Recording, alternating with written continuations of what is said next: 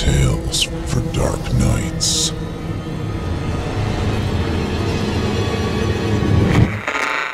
Want to make sure you never miss a Chilling Tales for Dark Nights video again? Be sure to subscribe and hit that bell to turn on notifications. I didn't plan on staying at a motel that night. My apartment is normally a perfectly nice, pleasant, and comfortable place to stay. Unfortunately, the notice on the door of the building said we had to make other arrangements for the next 2 days. Why, the note didn't say, but I heard a neighbor had overheard the super talking about termites or something. It was especially upsetting because with everything else going on out in the world, travel wasn't exactly the greatest thing to be doing right now. Chances were he was even lying about it, that he just wanted the building to himself so he didn't catch anything. But choosing between having to shore up somewhere and having bug spray in my nose and on my toothpaste, I'd take my chances with the unknown. I don't have family close by, and all of my friends were huddled together with their families and didn't have the space for me anyway, so I started driving around. Most hotels were dark, save for a few cars in the parking lot, and had signs up saying they had no public rooms available. The Ophidian Motel was the only place I could go that was open, and by the look of it, not too many people were interested in taking them up on the offer. I couldn't blame them. The place probably hadn't been properly sanitized in months. It was one of those single-level places that try to look quaint on the outside, but you know nothing quaint happens behind those closed doors. Still and all, it was the only game in town for me, and with it being a few blocks from the interstate and my apartment, it was convenient enough that if things went bad, I could go back to my super's apartment and sleep in front of his door if I needed to. Hell, even if he made up the bug spraying just to get everyone away from him until this all blew over, maybe this would make him change his mind. I went in to see the front desk clerk. Bored, young, looking at his phone and sighing. I went up and handed over my card. 2 nights, please. He looked up at me, and then at his phone. You know, you should probably be home. This stuff affects the older population way worse than the rest of us. Dick, I'm not that old. And even if I was, he didn't need to be talking that way. Not the time. 2 nights, please. He handed me a bunch of paperwork, and while I filled it out, I nearly jumped as the big green phone at the desk rang. I looked at the clerk, who ignored it. I wondered if he even knew what it was. Aren't you going to answer that? He shook his head. This time of night, it's always robocalls or prostitutes. One tries to take my money and the other one I can't afford. Cute. I finished my paperwork and waited until he swiped my card and gave me a room key. An actual key, not one of those key card things everybody uses. He sprayed it with disinfectant and handed it over. He held up the bottle. Want me to spray you, too? I looked at him, and then at the bottle, which was a bleach-based Lysol knockoff. No, but I recommend you keep spraying yourself if you need to. Don't need to catch anything from an old fart like me. I left, watching him shrug, then spray down the counter where I was. I didn't expect much from the room, but then I don't think many people ever do. Still, it was more pleasant than I expected, with a microwave, mini bar, widescreen TV, though one of those cheapy ones that sell for $50 at your local retail store with no name brand on it, a round table and chair, and a queen-sized bed. I was surprised it didn't have a quarter-operated magic fingers machine attached to the bed, though some bolt holes in the frame and headboard suggested it might have had one, years ago. There were only 2 doors in the room besides the entry door. The one to the bathroom, big enough to fit half a person comfortably, and the door to the adjoining room, next to the head of the bed. Not even space for a closet. I tossed what clothes I had brought onto the chair, turned on the TV, and settled in on the bed. After a few minutes, I remembered there was a vending machine outside and figured I'd grab a snack and a drink. When I left the room, I could hear the TV set almost as clear as day, even as far as 10 feet away from the room. Paper-thin walls. Figured. I was at least glad there didn't seem to be anyone else here, not only so I wasn't bothering anybody, but hopefully I wouldn't be hearing anyone, well, enjoying the company of each other would be a nice way of putting it. I went to the vending machine, situated on the wall next to the office, and was about to put in my dollar when I heard the desk phone ring again. Jeez. Even in the office, the walls were thin. But I heard the clerk pick up. Funny. I thought he said it was all robocalls this time of night. I held off putting in my dollar for a moment. If I could hear him, chances are he could hear me, and I kind of wanted to hear what kind of call he was getting. Might be worth a chuckle, if anything. Hello? Yeah, sorry, couldn't answer earlier. Taking a reservation. No, wait, I know, but trust me, you'll be fine. Look, you know me.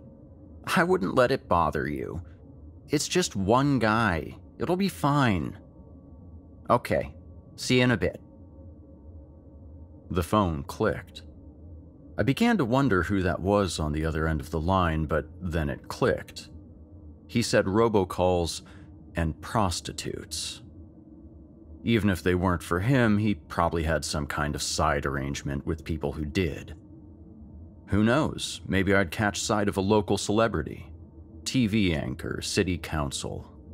My super. Anybody was possible. Guess I would be hearing loud, obnoxious noises through the wall tonight after all. Even if they took a room all the way at the other end of the motel, I'd probably still hear it. I waited a minute or two before I bought my stuff, acting like I hadn't been standing outside listening the whole time, then went back to my room, climbed into bed, left the TV running, and called it a night. Even with the infomercials playing, I was still woken up by the sound of a car door slamming and footsteps. Now, I expected to hear 2, maybe 3 pairs, but the scuffling I heard outside was a lot more than that. It had to have been a group of 6, 7 people easy, but definitely not the sounds of a John and his lady going off to spend the night. I also heard more than that. It was muffled, but I could hear someone sobbing, moaning, like they had a gag in their mouth. I almost rushed to the window to look out when I heard voices in the parking lot. It was the front desk clerk and another. A deeper voice, but hoarse, like he had done a lot of coughing or yelling lately. The room is ready. Just like always, man. I'm telling you, there's no better time than tonight. And just the one guest. Haven't seen anyone else, and it's just been his car in the parking lot. Then take care of it in the usual way. And keep it quiet. And this is yours. I heard something change hands, and as one set of feet shuffled away, the other stayed in place, and I could hear something flicking, like someone digging through a roll of money. This was not some typical sex-related side business going on. I was wondering what I had gotten myself into when I heard keys jingling, and my doorknob started to unlock. I pretended to be asleep. It may not have been the best thing for me to do, but it was all I could think of. I think part of me was just scared of what was happening, and the other part wanted to see what was going on. With one eye squinted, I watched in the hazy light of the TV as the door opened, and the clerk came in. He kept an eye on the bed while moving to the table, where he took my keys and put them in his pocket, If it had stopped at stealing my car, probably with the intent to chop shop it, I could have lived with that. Just gone on my merry way and ignored the weirdness going on here. But after he pulled out the switchblade and popped it open, I knew no matter what, I wasn't going to be killed over it. Not without a fight. I snored slightly and shifted a little. Those made him hesitate and take a step back. I took the opportunity to flop my arm over the bed. He waited a minute or so longer and then moved closer, holding the knife low. It looked like he planned to hold my mouth and plunge the knife in underhand, stabbing me as much as possible before I could react. Had I actually been asleep, he may very well have succeeded. He'd done this before, I could tell. He came in close, ready to cover my mouth. He leaned up against the bed. With my free arm, I grabbed the back of his jeans, finding his hamstring, and squeezed. He was so surprised that he yelped for a moment, loosening his grip on the knife, and he tried to drop to one knee. Letting go of his leg, I grabbed his head and slammed it into the headboard as hard as I could. He fell to the floor. I went into his pocket and got my keys, took the knife from the floor, and left him there. I didn't know if he was dead, and I didn't care. I had thankfully slept in my clothes, so all I had to do was grab my bag of stuff and get out. I went to the car and was about to hop in when I looked over at the other rooms in the Ophidian. I saw one that had lights on in it. Not lamplight, but a flickering, low light, like a room full of candles. There was a low sound, like chanting.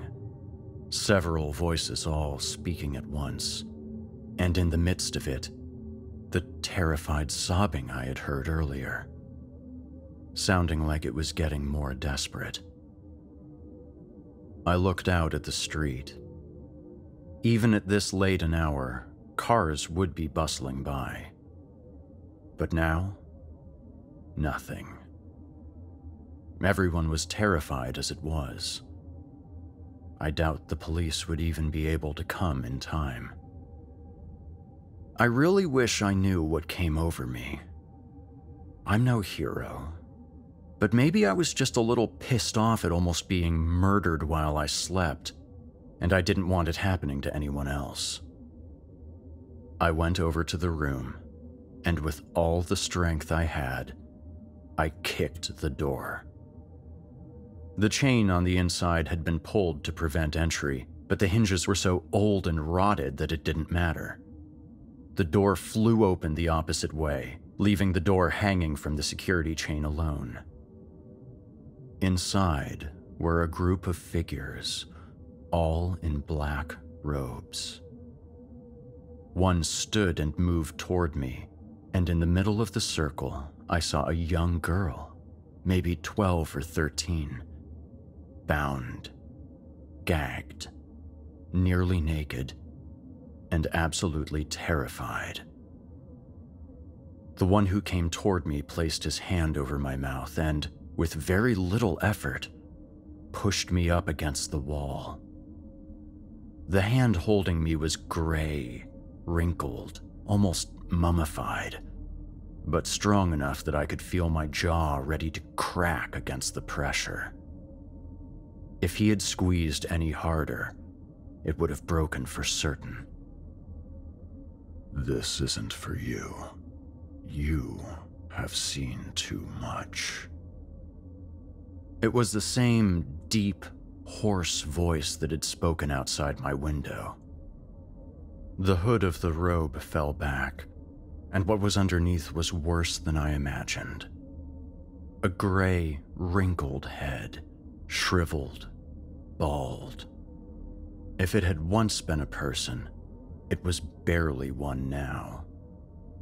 I tried to pull his hand away from my face, but as strong as he was, I could barely manage anything. I could now see, in his other hand, he held a strange, intricate dagger. It had a blade that zigzagged like a snake, and on the handle was a bottle screwed into it, like the bottom of an airbrush gun.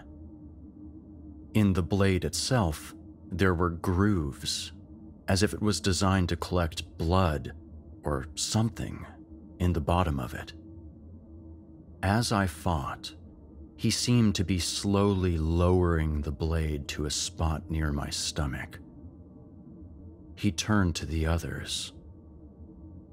Not as fresh as hers. But will anyone here mind an appetizer before the main course?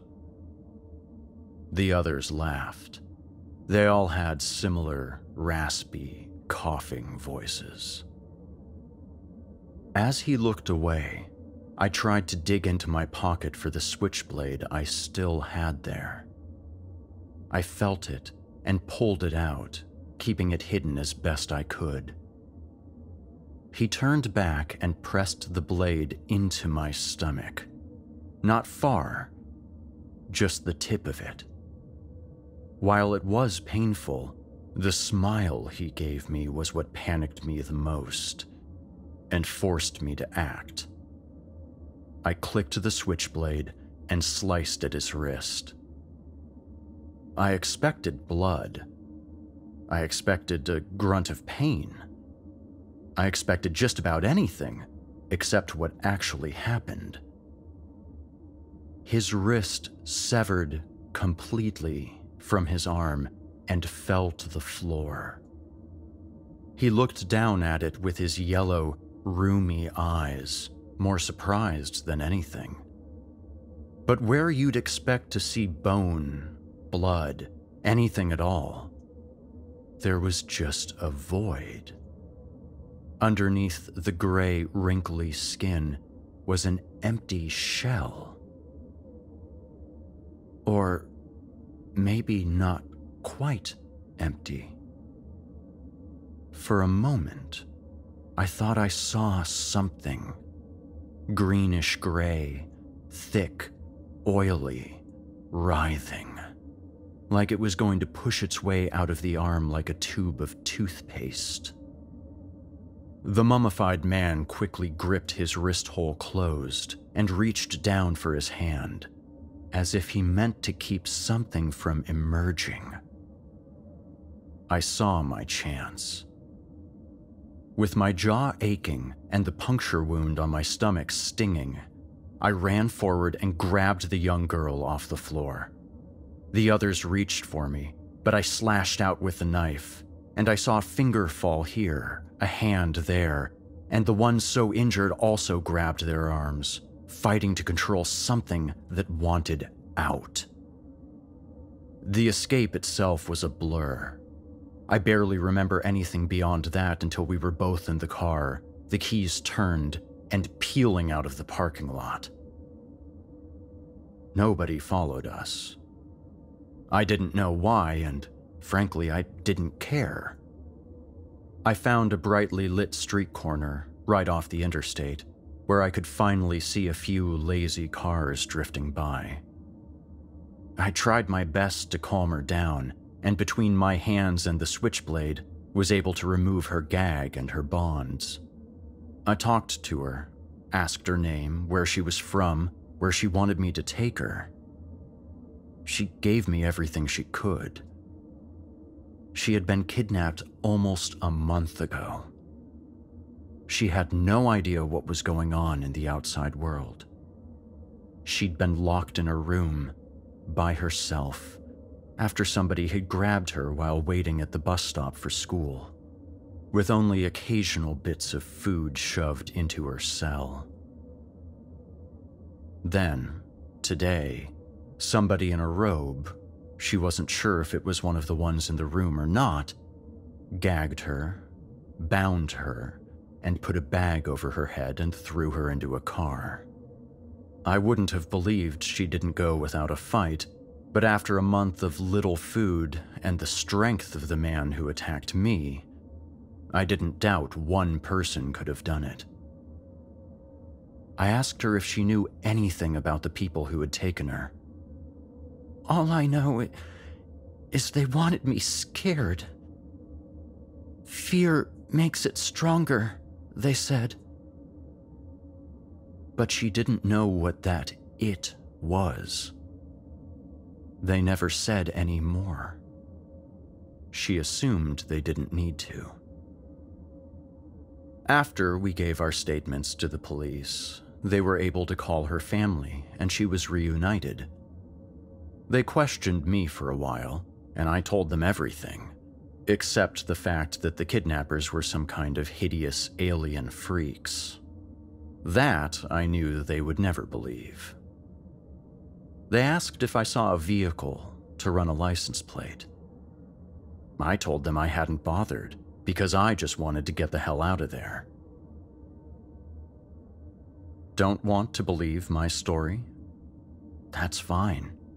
I don't blame you. Anybody can make up anything online. But I can tell you this.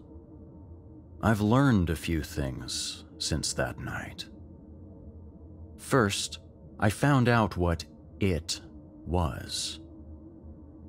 Adrenochrome. It's a substance everybody has in them, made by the adrenal glands. It's out there if you want to buy it, but rumors say that there are certain people that get off on the high it produces, that it can extend life, and the only way to produce the best is to induce fear. And the best fear comes from younger people.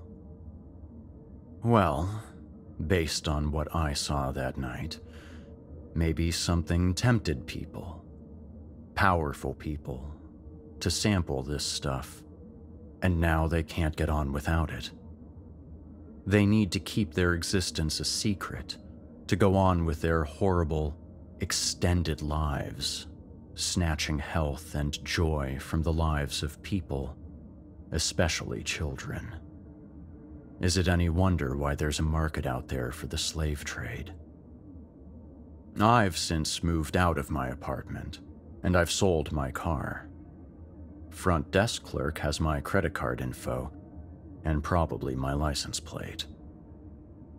If I killed him or not that night, chances are someone has my information, and I need to hide it. But I haven't even gotten to the best part.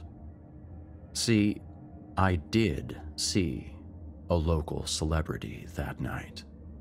I've been to his website. He's running for re-election, local city council, just as I guessed. And he just put out a video. Looks like a perfectly healthy 37-year-old. Thing is, his dad was a city council member too. I've seen pictures. Funny how both of them look exactly the same. They've been doing this for a long, long time. I saved one, but how many haven't been? How many have been drained by that awful knife? But I still think the most horrible thing is what tried to escape from that wrist that night. Something saw an opening and was trying to force its way into this world. Something so monstrous, even they tried to keep it held within. Something held back, protected by only a paper-thin surface.